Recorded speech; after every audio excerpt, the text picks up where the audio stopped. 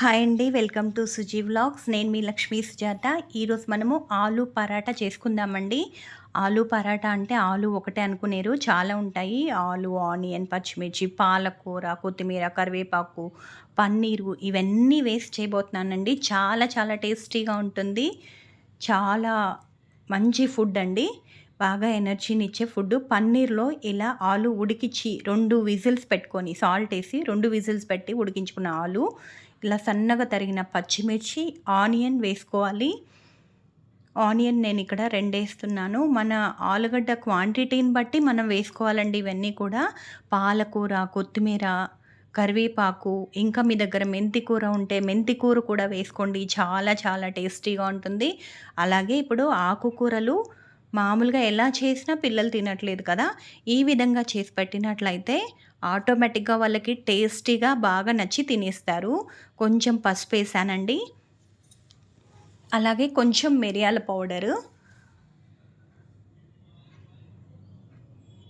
కొంచెం ధనియా పౌడరు. ఇది వేయించి పెట్టుకున్న ధనియా పౌడరు. వేయించి పొడి చేసుకున్నాను మిక్సీలో. ఆ పౌడర్ అనమాట. తర్వాత సరిపడా కారం వేసుకోండి. కారం కారంగా భలే చాలా బావుంటుందండి.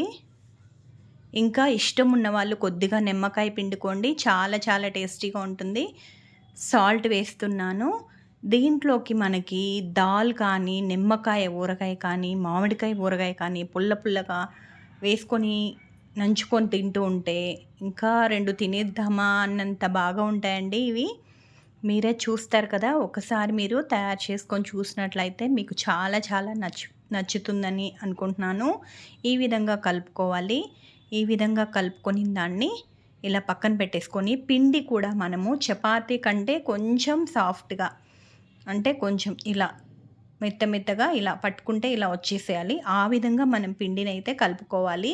ఇది గోధుమ పిండేనండి. మనము మైదాతో కూడా చేసుకోవచ్చు.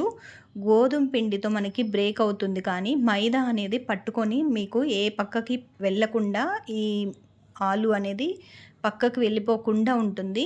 గోధుమ పిండితో కొంచెం కష్టమే రాని వాళ్ళకి. ఫస్ట్ మైదాతో ట్రై చేయండి. తర్వాత గోధుమ పిండితో ట్రై చేయండి. నేనైతే ఇక్కడ 2 చేస్తున్నాను. గోధుమ పిండి ఇలా రేకు చేసుకుంటాం కదా! రేకు చేసుకున్నప్పుడు మధ్యలో మందంగా అలాగే ఉంచి చుట్టూ పల్చగా ఒత్తుకొని పెట్టుకోవాలి రేకుని. ఆ రేకులు ఇలా ఆ పల్చకున్న రేకుల్ని ఇలా మడిచేసుకోవాలి. మధ్యలో ఎలాగో మందంగా ఉంటుంది కదా! మనం దీన్ని రౌండ్ చేసి ఈ విధంగా రౌండ్ చేసుకొని ఉల్టా పెట్టుకొని, కవర్ చేసుకున్న పక్కన కాకుండా తర్వాత పక్కన అంటే ఇలా చూడండి. ఇలా కొంచెం పౌడర్ వేసుకొని దీన్ని బోర్లించి ఇలా పెట్టుకొని రుద్దుకోవాలి.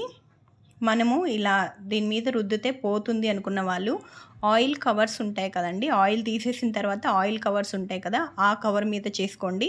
మీకు కొంచెం బ్రేక్ అయినా కూడా అది ఈజీగా లేస్తుందనమాట. అలవాటు ఉండేవాళ్ళు ఇలా చేసుకోండి. అలవాటు లేని వాళ్ళు అలా చేసుకోండి. చూడండి ఆయిల్ పేపర్ మీద ఎంత బాగొచ్చిందో. ఇలా చేసుకోవాలి. ఇంతేనండి. నచ్చినట్లయితే లైక్ చేయండి, షేర్ చేయండి, కామెంట్ చేయండి. Thank you.